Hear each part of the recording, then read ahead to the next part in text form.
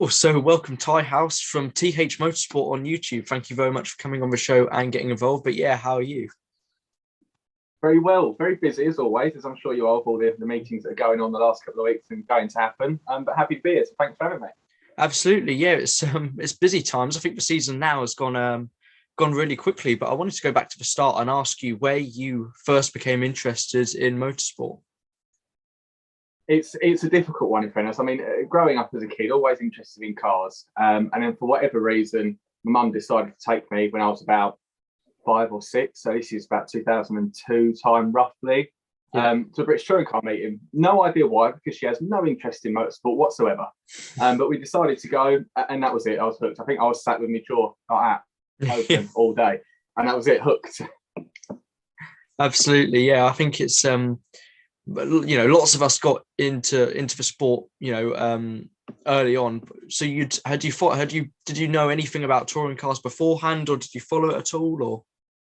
Nothing at all. No, like I said, the first time I ever had any clue what a touring car was physically when I went Yeah. for the first time patch. Because, like I say, Brands is about 20 minutes maximum, roughly, from where I grew up and where I live now. So again, we just went on an off chance. It could have been British Superbike. I mean, it could have been anything for all I knew at the time. But it happened to be touring cars, which is probably the best championship in Britain and probably one up there in the world. In fairness. Yeah, absolutely. I think it's interesting because a lot of people, they stumble across Formula One or come across Formula One first because obviously that's the big championship we all know, and then stumble across British touring cars. Like, do you follow any other championships like Formula One as well, or? Yeah, look, I'll watch anything. You know, if there was a lawnmower race going on in my drive, I'd watch it. But I came in a slightly different route of the first ever exposure of motorsport was touring cars. Yeah. But like you say, back in when we were younger, the Formula One was on BBC. So you didn't have to pay a stupid amount to Sky to watch it. So most people view F1 first and then move into touring cars. But I was the other way around. It was touring cars, and then I thought, wow, this racing is pretty cool. Then I'd go to all sorts. I've been to France more times the last, well, maybe not last year, but before COVID, and I could probably count. We watch all sorts. Yeah, absolutely. It's good. There's such a variety, and you get some, a slightly different experience with all the different events. But would you say British touring cars is your favourite? Oh yeah, it doesn't even come close. It doesn't even come close. Absolutely, yeah. It's always been good racing. So you said early 2000s you started following the championship. That was a pretty interesting time for touring cars. I know you've done lots of videos of that sort of time period on your YouTube channel. What did you make of the championship when you were younger? Well, at the time, it's all on hindsight, and you probably understand that as well now. Is that when you're watching it at the time, you think it's great, it's the best thing ever. Yeah. But then as time goes along, you look back and go, perhaps it wasn't quite as good as I thought. Because the championship now is in the best state, genuinely, I've ever seen in my lifetime. Yeah. And the early 2000s, you had Vauxhall, MG, Honda, and that's probably about it. I mean, you had like the odd manufacturer, Alpha and Lexus and Proton, which ran here and there, but that was it. The touring car field at times had 10, 12 cars, and that was it. But yeah, I think it's good to see, because I think if you look back to 2001, where we had that amazing championship battle between Plato and Muller, you can obviously argue the grid wasn't particularly great, which that's fair enough coming off the back of super touring. But I suppose there's a certain charm to it, and the racing was still close. If you've got looking back, is there a particular season that you favour in any way? Going back to them kind of times, I liked 2001 a lot, and I've done a brief video on the Muller and Plato rivalry because that was just unbelievable. Because, like you say, the racing wasn't the best then, and I think without them two going at it for pretty much all of the season, the championship would have been. I don't want to say dead, but it wouldn't have been much going on. Yeah. So for me, growing up watching them two, which were probably the best drivers of an era, your Mullers, your Platos, that kind of thing. The only 2000, they were the guys.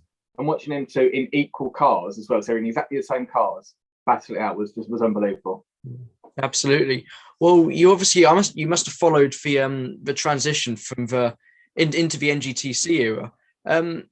this is something obviously I wanted to hear about, because we're going into the sort of a new hybrid era for next year. What did you make of the evolution of the cars from when you first started watching it? Because they've changed quite a bit since then. Yeah, I mean the thing is, which is great about touring cars, and this is why the championship's so good and why it will continue to be so good, is that no matter what regulation changes we go through, Super Touring, BTC, S2000, NGTC, Hybrid, they still, on the face of it, are road cars. Like now, you know, back in 2001, you had the Astra. 2021, we still got the Astra. Yeah, and that's touring cars great. So even though they're different underneath, and it was interesting to watch them come into NGTC and Super 2000, because there was, I think it was like late 2000s, early 2010s, there were like a split grid. So you'd have some running S2000 and then some running NGTC, which was interesting. But again, there's even from like, you know, the 80s, 90s, there's still cars you can see on the road on your way home from the track, which is what makes it so appealing. Absolutely. Well, we're in the middle of another brilliant British touring car season. But before we cover that, I wanted to ask about your YouTube. Where did you come up with the idea of starting the channel? Because it's really taken off. Yeah, there's still a long way to go. And there's always improvements. There's always improvements to be made. Absolutely. It was one of those, I'm not sure when you started yours, in fairness, but there was quite a few of us which started channels around the same time, roughly.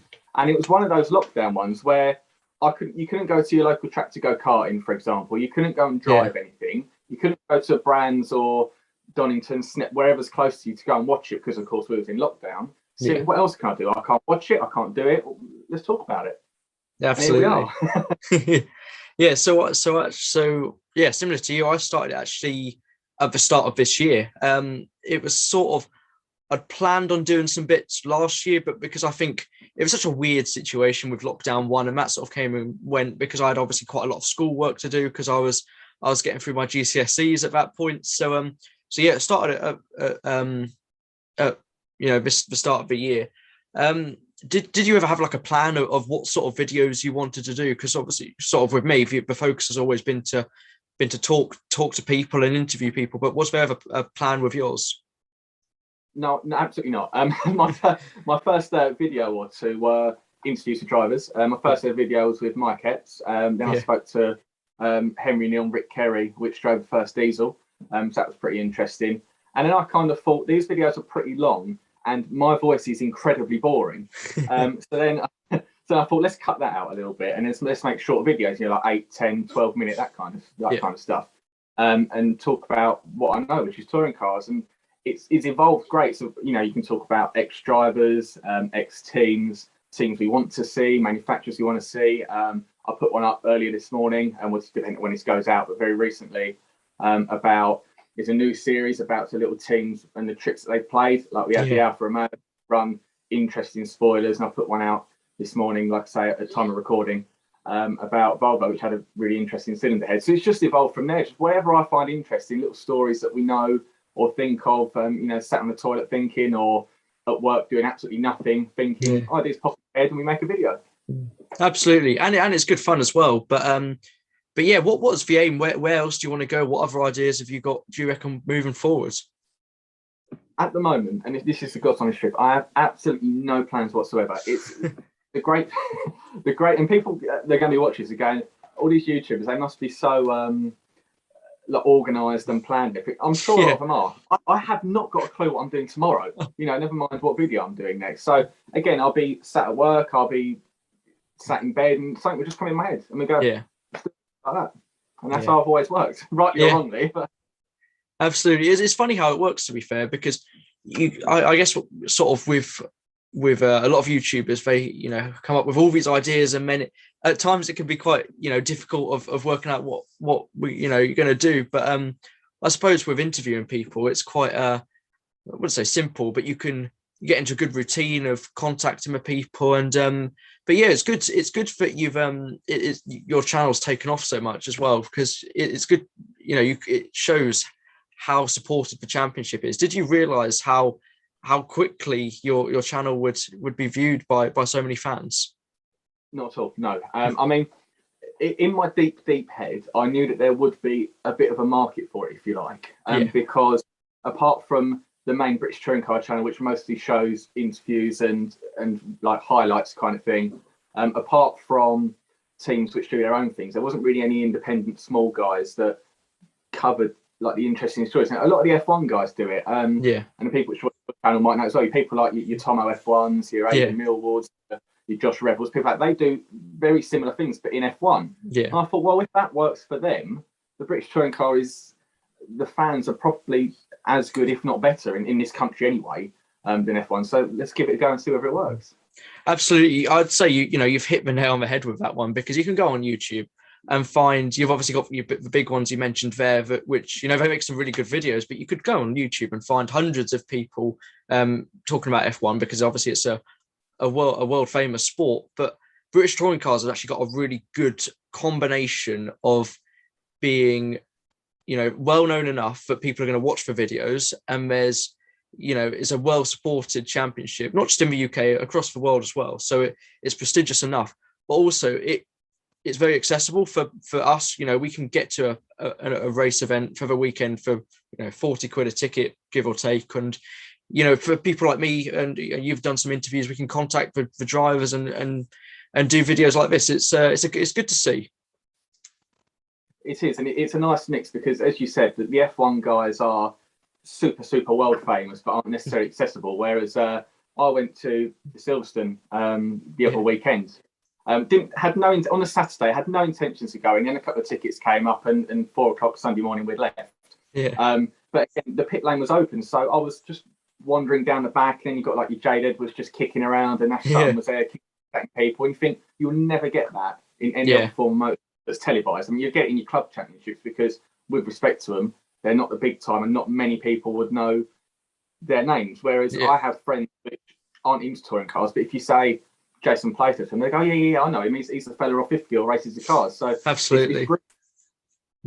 And what is good to see as well, we discussed this earlier in the video, how the championships really becoming big again, and not just grid sizes, but I think this has probably been the closest it's been to the super touring era since then, because the grids, well, we're almost up to 30 cars again, which is incredible for any racing championship.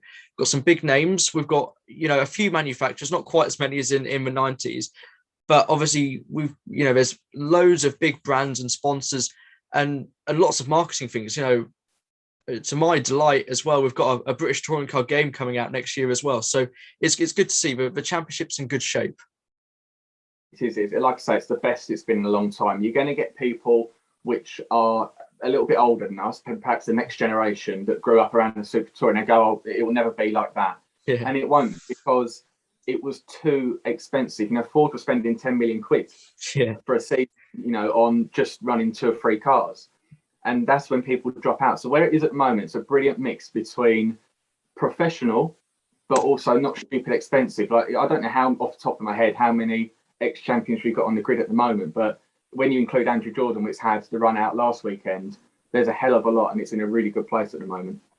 Absolutely. Well, obviously this season it's been another exciting one. I'm amazed that we're coming up to the penultimate round of the season. But I think the story so far has been, can anyone catch Ash Sutton? He's been really quick this year. Yeah, Ash is honestly, I will say this, he's one of, if not the best touring car drivers I've ever seen in my life. He can drive anything. He won, when he first started out in the MG, which wasn't the best car in the world. He won in that Levorg, and he had people like Jason, which is no mug at all. He couldn't do it in that car. Ash could. Colin drove that Levorg as well. Not quite. He done better than Jason, but not quite as amazing as Ash done in it. And again, in this Infinity, which obviously suits him greatly. But you look at Boardley and Moffat, they have come on leaps and bounds this year. There is no two ways about that, but they haven't dominated like Ash does. He is brilliant. Absolutely. And I think it's interesting with the whole Ash and Infinity thing, because if you go on social media, I suppose there's a lot of criticism, because I suppose everyone wants a good close championship battle, but I think there's obviously some criticism of how quick Ash Sutton is. I suppose the best way of looking at it is they've got the perfect combination of car and driver, but can anyone catch him? I don't think so, to be honest with you, this year. No. I think maybe next year, because we've got new regulations coming in. Yeah. And it depends on how far Team Hard are with their development of next year. People might be ahead of them. You never know. Ashley's the best driver, I think, at the moment, by quite a distance on the grid. And that's nothing against any other guys, because they're all good drivers. You know, even legends like Colin Turberton and Jason Plater, they're unbelievable drivers. But at this time, at the moment, he's best by a mile. Absolutely. Well, another couple of drivers who have been, I think, real standout performers this year. One being Tom Ingram. He's right in the mix still. Did you expect, in all honesty, him to be right up there fighting for the championship at the start of the year when he announced he was leaving Toyota and going to Accelerate Motorsport? No, not at all. And again, it's just testament to how good of a job they've done. If I'm to be completely honest, which I always will be, and I'll admit when I'm wrong, and I was wrong on this occasion, but when Tom left, which was at the time Speedworks, knowing that they were going to have full Toyota backing and run a second car, to then go to a Hyundai team, which are fairly new Accelerate. Well, I think it's their second or third season. Yeah, only their third year in touring cars. Yeah, I thought you're leaving a team which is now getting manufacturer backing and more resources to go to pretty much a new team for all intents and purposes. Yeah. But he's done. He thought his head kind of mechanic along with him as well. But Accelerate and Tom have done unbelievably this year. And I think next year it'll be the second year in the car. They'll know the team, they'll know the car, they know each other better. I think he'll be right up there again next year. Absolutely. Well, sort of another driver I want to mention is Jake Hill, who's been a really good performer. I think there was a lot of people expecting big things from him last year because he moved from the Audi, which was a pretty average car, to the Honda, the trusty Honda Civic Type R, the older generation FK2. But I think by the time he got there, it was a bit old, the car. But he's had a really good year. What have you made of his performances so far? Jake's been great, and to be honest, I think with him it's been more the cars that he's been in rather than a lack of talent. Because you watch him race his historic stuff, you watch him race that R32 Skyline around Goodwood, for example, and he's like this. He's an unbelievable driver. He really is, and as are most of the grid, in fairness. And I think, like you say, that Civic that he drove the other year was getting a bit long in the tooth. It's an old car, in fairness. It had been around the block and some more. In fairness, he didn't have great luck with engine and all sorts of problems last year, but he's obviously got into this team, got into the Focus, which is a solid car, good team, and he's showing us what he can do. Absolutely. Well, I know a driver I'm sure you like, because I know you're a Vauxhall fan from obviously the early 2000s, Jason Plater. Now, he's had a pretty difficult year. How do you explain his year to anyone watching, because it's been pretty tough? Yeah, I mean, they've obviously had and have got a few car issues. I know that both Dan Lloyd and Jason were complaining of understeer, and they're not as quick in a straight line as they should be. And basically all the stuff which makes the car go slow, they're complaining of. And I think that stems from, again, this is nothing against PowerMax. I think it stems from two things. First one being that is, believe it or not, now the oldest car on the grid. Yeah. Everyone moved on from then, which you can't blame PowerMax from doing, because why would they bother bringing a new car in this year if the regulations are going to change next year? So you can't really blame that. But secondly, I think this is the most important one. Last season, PowerMax had a bit of merry-go-round of drivers. They didn't run Jason, they didn't run Matt Jackson that they should have done. And they run people like Jade Edwards, Jess Hawkins, Mike Bushell, they just Rob Austin. They just run a whole host of different people, which means they didn't get constant feedback. So Jason, after every weekend, and Dan Lloyd would jump out and go, I want my car to do this. It done this well. It didn't do that too well. And it's consistent, so they can work on that. Whereas where you got different drivers jumping out last year saying we should do this, we should do that, it's not going to suit the cars and the drivers as much as full season with one driver should do. And I think that's impacted them big time this year. Absolutely. Well, it's hopefully, they're getting a new car ready for next year, and hopefully have some better performances. But I won't keep you for too much longer. We've got Donington Park up next. It's a pretty cool circuit. What do you think we should be looking out for the penultimate round of the season? I think it's going to be get a little bit more heated and a little bit more mental, if you like, because drivers start looking towards the big brands hatch meeting at the end of the season and go, Jesus Christ, I need to make up a couple of points here, or whatever the case is. So there might be a little bit more desperation. This time of year, you never know what the weather's going to do either. It's even where I am at the moment, I'm not sure where you are, but it was sunny this morning, then it was hammering it down. Now it's all right again. So it's always a time of year where you get driver desperation coming, clawing for every last point, and you get the weather doing whatever it wants to. So it's going to be exciting. Absolutely. Well, thank you so very much for coming on the show and having a chat. It's been great to hear about your YouTube and, of course, talk about British touring cars, and, of course, enjoy Donington Park. And if I don't speak to you before, enjoy the Brands Hatch finale, which is scarily soon. I know. Thanks for having me on. It's honestly been great fun. Really absolutely, no worries at all. And yeah, keep up the good work with your YouTube videos. And you. Thank you very much. Always. Cheers.